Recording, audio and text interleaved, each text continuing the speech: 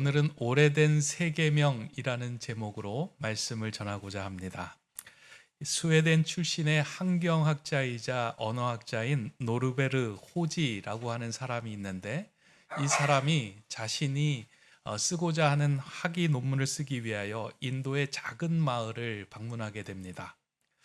그곳에서 호지는 그들이 가지고 있었던 오래된 생활 방식이 지금 지구가 앓고 있는 현대적인 모든 문제를 해결할 수 있는 대안이 됨을 발견하게 됩니다. 저자가 그렇게 생각했던 이유는 무엇이냐면, 그 마을 사람들의 모습 속에서 행복과 기쁨이 느껴졌기 때문입니다. 그러니까 작은 마을이고 가난한 마을이고 세련되지 않은 마을임에도 불구하고 그 한 공동체 안에서 살아갔던 그들의 모습 속에서는 인류가 가져야 하는, 인류가 중요하게 여겨야 하는 그 중요한 무엇인가가 그들 안에 있는 것을 보았습니다. 그들은 자연과 공생하며 살았고, 어려운 일이 생길 때 공동체가 하나가 되어 민주적인 방식으로 그 일을 해결하려고 하였습니다. 한 사람이 어떠한 이익을 받게 되면 그 이익으로 인해 다른 사람이 손해가 되지 않도록 모든 일에 조심하며 배려하는 마음으로 다가섰습니다. 그들의 모습은 세련되지는 않았지만 그들의 삶 속에서는 분명하게 사람들을 행복하게 하는 그 무엇인가가 그들에게는 전통으로 남아 있었던 것입니다. 그런데 이러한 라다크라고 하는 마을에도 개발의 바람이 불어왔습니다. 인도 정부에서 그 지역을 관광지로 개발하고 개방하게 된 것입니다. 서구의 문명과 서구의 사람들이 그 지역으로 들어오면서 사람들이 조금씩 바뀌기 시작했습니다. 그들의 세련된 옷차림과 그들이 가지고 있는 물질적인 부와 그들이 가지고 있는 화려한 모습을 보면서 자신들이 가지고 있었던 모든 삶의 모습이 부끄러워지기 시작한 것입니다. 그러면서 그것을 모두 내버리고 그 서구에서 온 물질과 문명과 사람들을 모방하고 따라하기 시작했습니다. 그들이 추구했던 그 가치도 따라하면서 그들의 삶의 모든 방식이 흔들리게 된 것입니다. 그러면서 그전까지는 없었던 이웃을 속이고 거짓을 말하고 가족끼리 다툼을 벌이는 일들이 그 공동체 안에 생겨나게 된 것입니다. 이 상황을 목격한 이 노르베르 호지는 행복한 미래는 과학의 진보와 물질의 풍요로 주어지는 것이 아님을 깊이 실감하게 됩니다. 오래되고 투박해 보이지만 자연과 공존하는 그 마음, 사람을 사랑하고 배려하는 그 마음, 그 삶이 바로 미래를 살리게 하는 힘이 된다라고 하는 것을 발견합니다. 그래서 그 인류에게 오래된 그 사랑이 앞으로 우리가 살아갈 미래를 살리는 힘이 된다라고 하는 것을 주목하면서 이 사람이 책을 씁니다. 그게 이제 오래된 미래라고 하는 책입니다. 미래는 새로운 것에서 오는 것이 아니라 인간 그 본연의 본질인 그 사랑을 가지고 회복하며 살아갈 때 온전한 미래, 건강한 미래의 삶을 살아가게 된다라고 하는 그런 이제 표현입니다. 제가 이렇게 설교의 초두에 이 책에 대해서 길게 설명하는 것은 오늘 우리가 읽어야 하는 본문이 이러한 이해를 가지고 다가서면 훨씬 더 이해가 쉽기 때문입니다. 그래서 제가 오늘 설교의 제목도 오래된 세계명이라고 정한 이유도 거기에 있습니다. 이게 상반되고 모순되는 것처럼 보이지만 그 오래된 것 가운데 우리를 살게 하는 새로운 계명이 있다라고 하는 겁니다. 요한이 지금 공동체 안에서 이러한 이야기를 하고 있는 것은 지금 요한 공동체 안에서 요한의 이야기를 듣고 사람들이 좀 오해하는 부분이 있었기 때문입니다. 무엇이냐면 요한이 이제 그들에게 서신을 보내고 그들에게 복음을 전하면서 여러분들은 빛 가운데 거하십시오. 여러분들은 예수님처럼 살아야 합니다. 여러분은 영생을 소유하고 영생을 누리는 존재가 되어야 합니다. 라고 전하니까 사람들이 이것이 무엇인가 새로운 계명처럼 그들이 듣게 된 겁니다. 왜냐하면 그 공동체 안에는 수많은 유대인들이 있었는데 그 유대인들에게 익숙했던 것은 하나님의 율법이었는데, 구약의 옛 계명이었는데, 그 이야기를 하지 않고 예수님처럼 살아가야 합니다. 그리고 빛 가운데 거해야 합니다. 영생을 누리는 삶을 살아가야 합니다. 라고 하는 말이 이렇게 익숙하게 들려오지 않았기 때문입니다. 그 상황에서 요한이 그 공동체를 향하여 이렇게 이야기합니다. 여러분, 제가 지금 말하고 있는 것, 빛 가운데 거하고 예수님처럼 살아가야 한다라고 하는 말은 새로운 것이 아닙니다. 이미 여러분들이 다 알고 익히 들어왔던 바입니다. 옛 계명의 이야기입니다. 라고 말합니다. 그러니까 요한이 말하고 있는 것은 지금 새 계명처럼 들리는 이 모든 이야기와 지금 당신들이 알고 있었던 하나님에 관한 모든 이야기의 그 본질이 같다라고 하는 것을 그들에게 들려줍니다. 이것을 좀 이해하려면 옛 계명이 무엇인가를 좀 우리가 이해하고 알아야 합니다. 그 유대인들과 요한이 말하고 있는 이 옛 계명이 무엇인가? 그러니까 옛 계명은 그냥 쉽게 생각을 하면 구약의 말씀이고요. 구약에서 특히 하나님과 이스라엘 백성들이 언약을 맺으면서 이스라엘 백성들에게 주신 율법이다라고 생각하면 됩니다. 구약에서 이스라엘 백성들에게 주신 그 율법을 유대인들이 정리해 보니까 그게 총 613개 조항이 되었다라고 이야기합니다. 그래서 유대인들은 그 계명을 지키는 삶을 삽니다. 근데 이 613개의 조항의 뼈대가 되는 것이 무엇이냐면, 하나님과 모세가 시내산에서 이렇게 친히 두 돌판에 적어주신 그 10계명이 이 613개 조항의 뼈대가 되는 겁니다. 그러니까 613개의 조항을 압축하면 그 10계명 안에, 10계명 안에 들어있다라는 거예요. 그리고 이 10계명을 또 한 번 더 압축하면 두 가지가 남는데, 그 두 가지가 무엇이냐면 하나님 사랑과 이웃 사랑의 두 계명으로 남는다라는 겁니다. 그래서 613개 조항, 그걸 모르더라도 10계명을 알면 그 10계명의 본질은 이 613개 조항을 모두 다 포함하는 것이고, 10개의 조항을 모르더라도 하나님 사랑과 이웃 사랑을 알게 되면 이 10개의 계명 안에 담겨져 있는 본질이 그 안에 담겨져 있다라는 것이에요. 그러니까 모든 것은 하나님의 사랑과 이웃 사랑으로 시작된다라는 것입니다. 성도의 살아가야 하는 궁극적인 지향점은 어디냐면, 계명을 지키는 것, 그게 중요한 것이 아니라 너희의 삶에 하나님을 사랑하고 이웃을 사랑하는 그 본질이 살아있느냐 하는 것입니다. 예수님께서 이 땅에 오셨을 때 예수님도 하나님의 나라를 말하고 예수님처럼 살아가야 한다라고 하는 것을 했을 때 사람들이 예수님을 향하여 그렇게 이야기합니다. 저 사람이 율법을 제대로 알고 있는 사람인가? 이것을 확인하기 위해서 율법학자가 다가와서 그렇게 묻잖아요.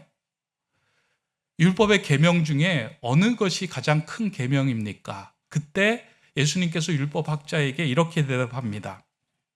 예수께서 이르시되 내 마음을 다하고 목숨을 다하고 뜻을 다하여 주 너의 하나님을 사랑하라 하셨으니 이것이 크고 첫째 되는 계명이요 둘째도 그와 같으니 내 이웃을 내 자신같이 사랑하라 하셨으니 이 두 계명이 온 율법과 선지자의 강령이니라.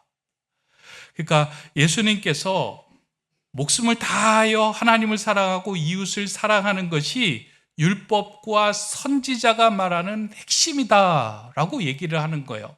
내가 몰라서 하나님의 나라를 이야기하는 것이 아니고 영생에 대해서 이야기하는 것이 아니라 내가 말하는 모든 것이 그 구약에 담겨져 있는, 옛 계명에 담겨져 있는 하나님과 이웃을 사랑하는 그 본질이 드러나는 것으로 내가 얘기하고 말한다. 예수님께서 그와 같은 말씀을 하셨습니다. 실제로 예수님께서 이렇게 말씀하신 모든 것들은 예수님 안에서 새로운 계명이 되었습니다. 그러니까 요한이 쓴다라고 하는 새 계명은 뉴 테스타먼트라고 하는 의미가 아니라 예수 안에서 새롭게 성취된 계명이다라고 하는 거예요. 다시 말해서 이런 거예요. 613개의 율법이 10개 안으로 들어왔잖아요. 그 10개 안으로 들어온 조항이 다시 하나님 사랑과 이웃 사랑 안으로 들어왔잖아요. 하나님 사랑과 이웃 사랑을 농축하여 담아둔 것이 무엇이냐면 예수님의 삶이에요. 예수님의 삶을 통하여 예수님은 새 계명의 삶이 무엇이고 너희들이 살아가야 할 새 계명이 무엇인지를 몸소 삶으로 행동으로 보여주신 것입니다. 이러한 새 계명의 삶이 요한 안에 그대로 남아 있었던 거예요. 요한은 십계명의 두 돌판에 기록된 딱딱한 그 계명을 가지고 살아가는 삶이 아니라 그 삶을 온전히 삶으로 옮겨낸 예수 그리스도처럼 살아가는 것, 그 삶이 성도의 삶이며 교회를 교회되게, 성도를 성도로 되게 만드는 온전하고 새로운 말씀이다라고 전한 거예요. 그러니까 이 말씀을 마음에 담아두었던 그런 계기가 있습니다. 지금 요한이 이 요한서신도 서도 썼지만 요한복음도 썼다라고 이야기하고 있잖아요. 그러니까 이 요한복음을 기록할 당시에 보면 요한이 하나의 예수님과의 경험을 공유하면서 자신이 이제 들었던 예수님의 육성을 하나 이제 기록해 두고 있습니다. 예수님께서 잡히시기 전날 밤에 제자들을 모아놓고 그들의 발을 씻겨준 후에 제자들을 향하여 이렇게 이야기합니다. 이제 내가 너희에게 새 계명을 준다라고 말씀합니다. 요한복음 13장 34절의 말씀인데요. 이렇게 기록하고 있는 거예요.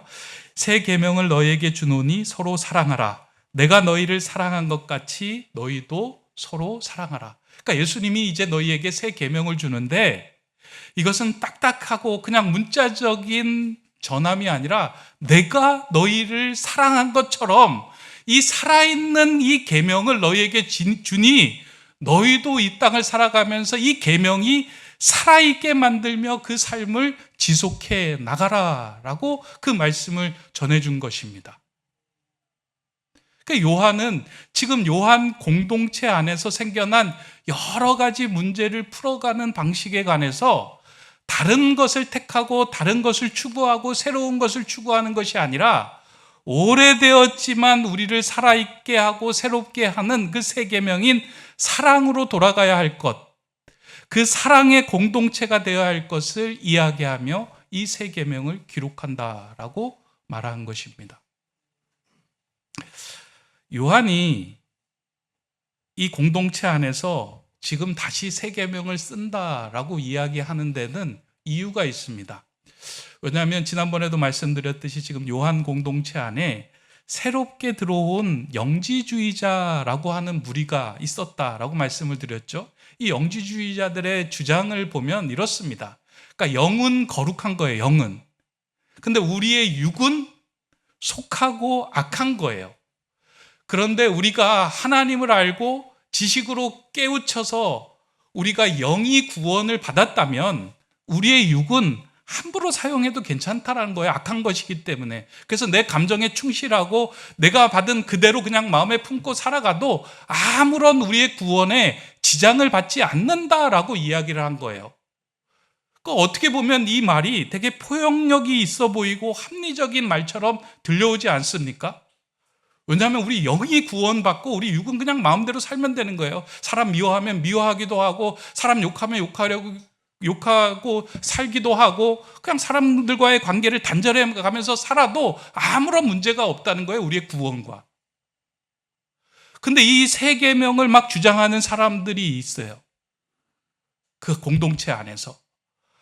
저게 우리 공동체를 유지하고 살게 하는 새로운 교리가 되는 것 아닌가 하는 생각을 하고 있는 그 시점에 요한이 아니다.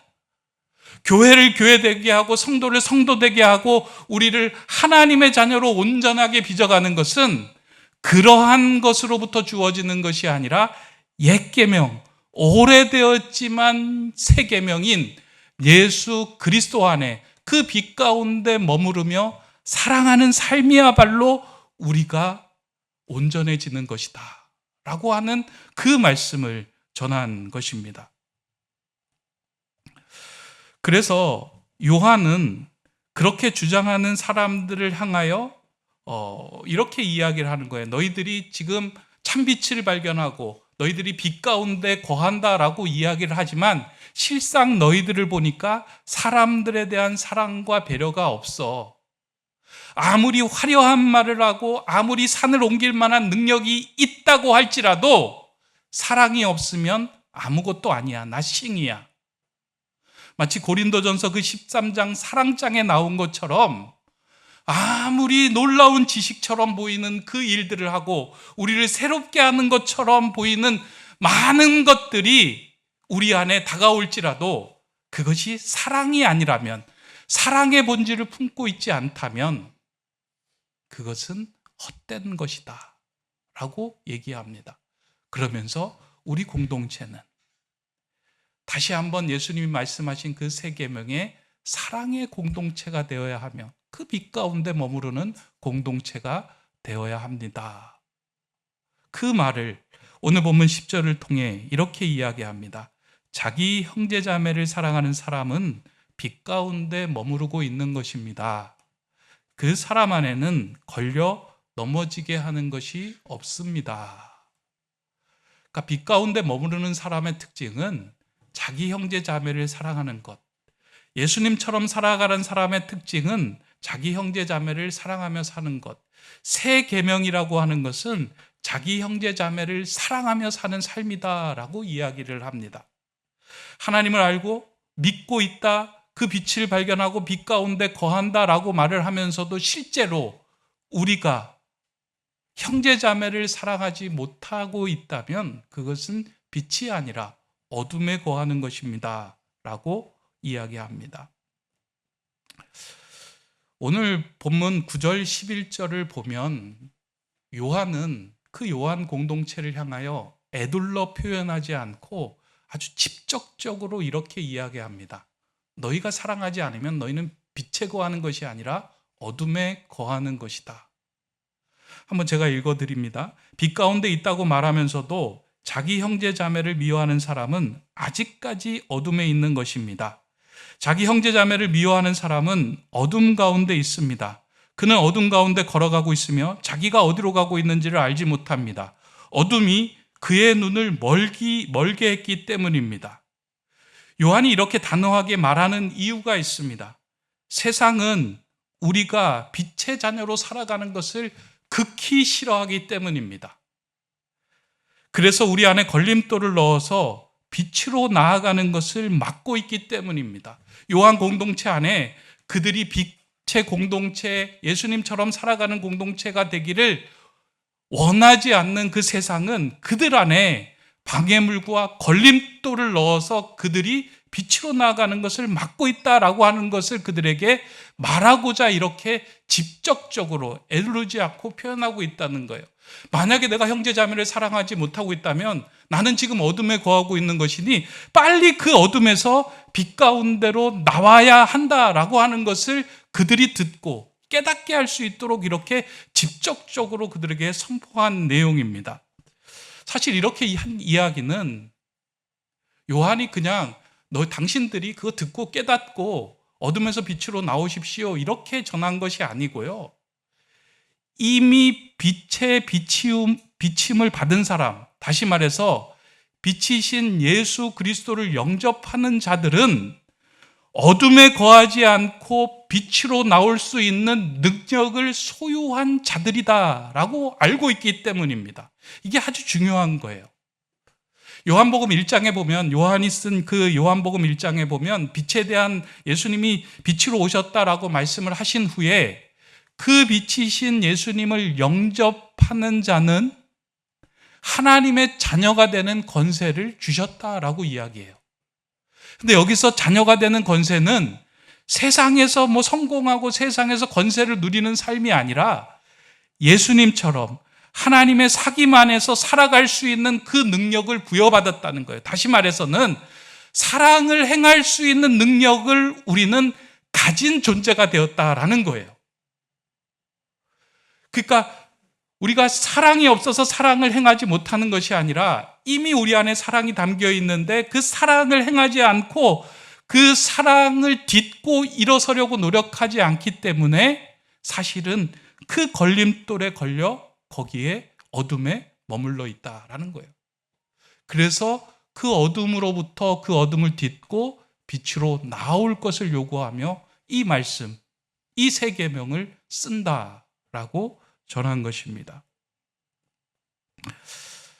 저는 오늘 이 말씀 중에서 그 10절의 말씀을 읽으면서 참 지난 한 주간 내내 하나님, 저는 이런 사람이 되었으면 좋겠습니다 라고 이제 이렇게 흐뭇해하며 기도하고 간구했던 내용이 10절 하반절의 내용입니다. 10절 하반절 한번 이 구절을 한번 다 같이 읽었으면 좋겠습니다. 시작. 그 사람 안에는 걸려 넘어지게 하는 것이 없습니다. 그러니까 형제 자매를 사랑하는 사람이 가지고 있는 가장 중요한 특징 가운데 하나예요. 그 사람 안에는 걸려 넘어지게 하는 것이 없습니다. 형제 자매를 사랑하지 못하게 하는 이유가 무엇이냐면 그 안에 미움이라는 걸림돌이 들어오는 순간, 부정적인 감정이 우리 안에 들어오는 순간에 우리는 그 걸림돌에 걸려 넘어져서 하나님의 사랑으로 나가지 못하는 거예요. 근데 세상은 반드시 그 부정적인 감정을 우리에게 문제가 생길 때마다 넣어준다는 거예요. 여러분도 그렇잖아요. 두 사람과의 관계 속에서 문제가 탁 생기면 그 사람에게 섭섭한 마음이 들어오고요, 그 사람을 향한 미움이 들어와요. 근데 이 미움을 그냥 방치하고 가만히 내버려 두면 어떻게 되냐면 이 미움이 우리를 발목 잡아서 사랑으로 나아가는 그 힘을 막아버리는 거예요. 그런데 오늘 본문에 보니까 빛 가운데 머무르는 사람은 그 사람 안에는 걸려 넘어지게 하는 것이 없다라고 이야기를 해요. 제가 이게 원어를 좀 찾아보니까 걸려 넘어지게 하는 것, 요거에 해당되는 단어가 헬라어로 스칸달론이라고 하는 단어를 쓰더라고요. 이 스칸달론은 영어로는 스캔들의 어원이 되는 말이에요. 스캔들은 뭐 요즘은 성적인 추문이나 그 좋지 못한 그 소식을 이야기할 때 스캔들이라고 이야기하잖아요. 그런데 원래 스칸달론은 장애물, 넘어지게 하는 것, 덫, 함정이라는 뜻을 가지고 있는 말이에요. 그러니까 우리 안에 장애물과 걸림돌을 넣어서 우리로 걸려 넘어지게 하는 그 부정적인 감정, 그 상한 마음들이 우리 안에 분명히 들어오게 된다는 거예요. 그런데 빛 가운데 머무르는 사람은 뭐라고 이야기하냐면 그 사람 안에는 걸려 넘어지게 하는 것이 없다. 이거는 예수 믿는 사람은 그 상한 감정도 부정적인 감정도 안 받는구나, 거기부터 자유하고 특혜를 받은 사람이구나 라고 생각할 수 있는데 그런 얘기가 아니고요, 부정적인 감정이 들어왔을 때 빛 가운데 머무르는 사람은 그 감정을 주님 앞에, 빛이신 주님 앞에 내어놓는 거예요. 그러면 그게 걸림돌이 되는 것이 아니고요, 딛고 일어설 수 있는 디딤돌이 돼요. 그 나의 약하고 나의 부족한 모습을 솔직하게 주님 앞에 내어놓으면 그것은 우리를 걸려 넘어지게 하는 것이 아니라 오히려 딛고 일어서서 더 주님 닮은 그 빛의 사람으로 나아가게 한다라는 겁니다. 저는 이 말씀이 너무 좋은 거예요. 우리 공동체 안에 우리 성도들이 이 말씀을 좀 마음에 새기고 같이 살아가면 좋겠구나. 그러니까 교회가 부흥하고 교회가 성장한다라고 하는 건 사람 수가 많아지는 것이 아니고요, 각 개인이, 성도가 영적으로 마음에 이걸 가지고 있는 거예요. 그 사람 안에는 걸려 넘어지게 하는 것이 없습니다. 그래서 혹 누군가가 실수를 하더라도, 그 실수의 말이 내 안에 담기더라도 그것 때문에 걸려 넘어져서 빛이신 하나님을 등지는 것이 아니라 오히려 그것을 딛고 일어서서 그래, 빛이신 주님 앞으로 한 걸음 더 나아갈 수 있다라고 생각하며 일어설 수 있는 것, 그럴 때 주님이 원하시는 공동체를 세워갈 수 있다라는 것입니다. 사람들이 함께하는 곳에는 분명히 문제가 없을 수 없습니다. 한 신학자가 그러잖아요. 온전한 교회를 찾으려면 천국에 가서나 찾을 수 있다라고 얘기해요. 교회 안에, 그리고 성도들 삶이 온전해질 수는 없지만 하나님이 우리 안에서 그런 온전함으로 나아갈 수 있는 그 능력을 우리에게 부여해 주신 거예요. 하나님 자녀가 되는 권세를 넣어주셨어요. 그거는 빛이신 주님 앞에 그 문제를 내어놓을 때 그 문제를 딛고 일어설 수 있게 하셨다라는 거예요. 저는 그래서 이 마음이 우리 공동체 안에 신앙생활을 하는 내내 있으면 좋겠어요. 그래서 순에서 순모임 할 때도 혹시 이렇게 말하다가 사람들이 결이 다르고 또 성향이 다르고 색깔이 다르잖아요. 근데 그 말이 툭 했어요. 근데 그게 이렇게 마음에 막 꼽혀가지고 넘어지는 거예요. 그때 어떻게 해야 돼요? 여러분, 마음에 들어온 그것들을 주님 앞에 내어놓고, 주님, 이거 걸림돌이 아니라 디딤돌로 딛고 일어서게 해주십시오. 정말 중요한 건, 이 공동체를 위해서 세워가는 중요한 거는 형제 자매를 사랑하고 그 오래된 세계명인 주님처럼 살아가는 삶입니다 라고 고백할 때 주님은 우리의 손을 붙잡고 그 길로 넘어설 수 있는 힘을 허락해 주세요. 예수님은 그 삶을 살아가셨습니다. 하나님을 의지하며 그 하나님과의 사귐 가운데 그 어려운 십자가의 길을 걸려 넘어지지 않고 끝까지 완주해 주셨습니다. 그 예수님께서 우리의 손을 잡아주시고 우리를 다시금 그 세 계명의 빛의 길에 우리로 들어서게끔 초청하고 계시는 거예요. 그럼 그 주님 손 잡고 다시 한번 뚜벅뚜벅 걸어가면 됩니다. 제가 최근에 시작한 운동이 하나 있습니다.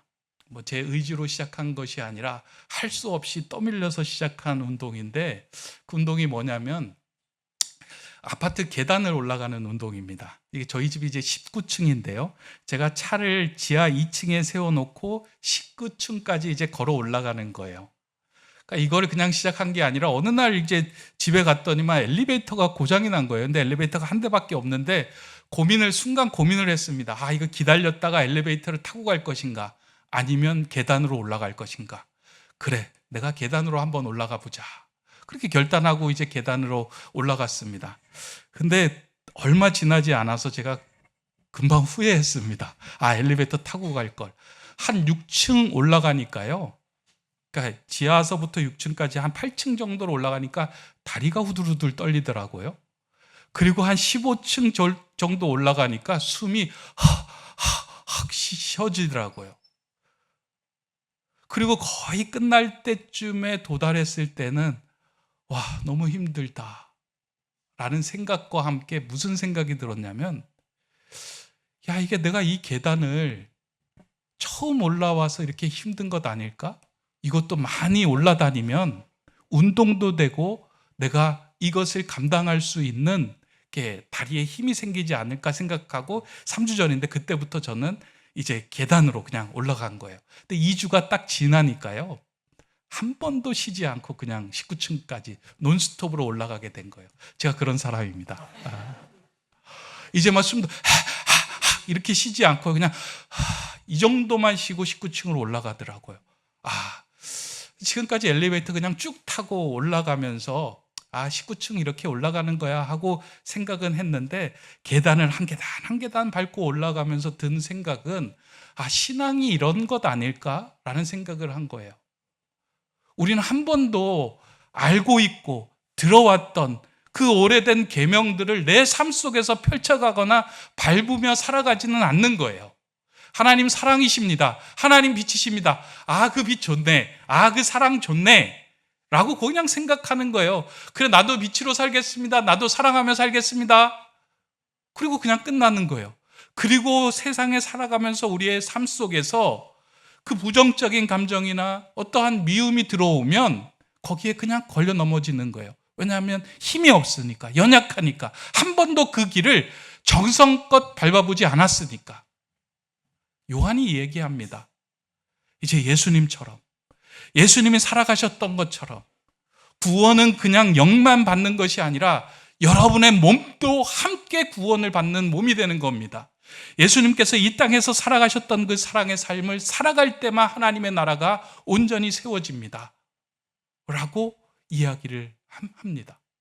저는 이 말씀이 오늘 우리에게 또 다시 던져주는 세계명이다, 오래된 세계명이다 라고 생각합니다. 여러분 알고 있는 거 많으시잖아요. 그동안 설교 몇백 번, 몇천 번 들으셨잖아요.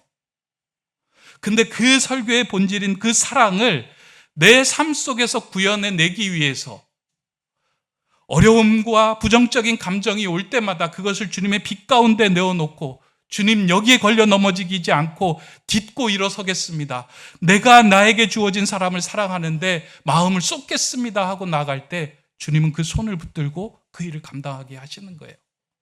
그러면 어느샌가 처음에는 힘들었는데 그냥 나중에는 19층까지 올라갈 힘이 생기는 것처럼, 처음에는 너무 고난스러운 십자가의 길이었는데 결국 그 십자가의 정점에서 예수님을 만나는 은혜를 경험하게 되는 그 순간까지 우리를 이끌어 주실 것입니다.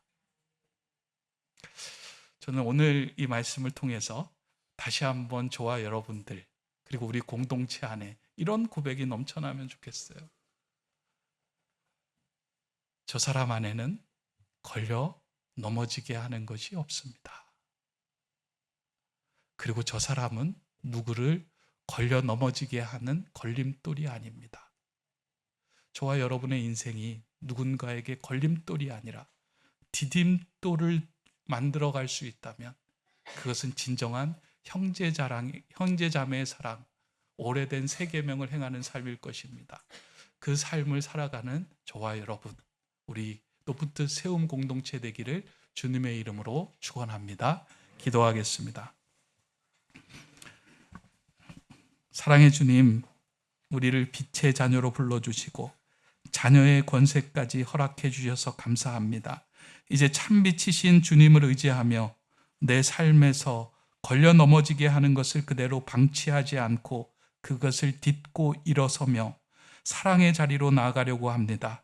우리의 마음을 어둡게 하는 그 부정적인 감정, 미움에 발목 잡히지 않게 하시고 그 어떤 상황에도 걸림돌에 넘어지지 않고 오히려 디딤돌로 딛고 일어서는 그런 사람들이 가득한 주님의 교회 되게 하여 주시옵소서. 그리하여 어렵고 힘든 일이 올 때 그것에 주저앉아 있는 인생이 아니라 그것을 딛고 일어서는 영적인 발돋움이 일어나는 그런 삶이 되게 하여 주시옵소서. 우리보다 앞서서 그 오래된 새 계명을 삶으로 풀어내신 그 주님을 따라 살고자 합니다. 주님, 우리의 손을 붙들고 빛 가운데 머물게 하시고 그 사랑의 삶을 살아내는 사랑의 본질이 되게 하여 주시옵소서. 예수 그리스도의 이름으로 기도드립니다. 아멘.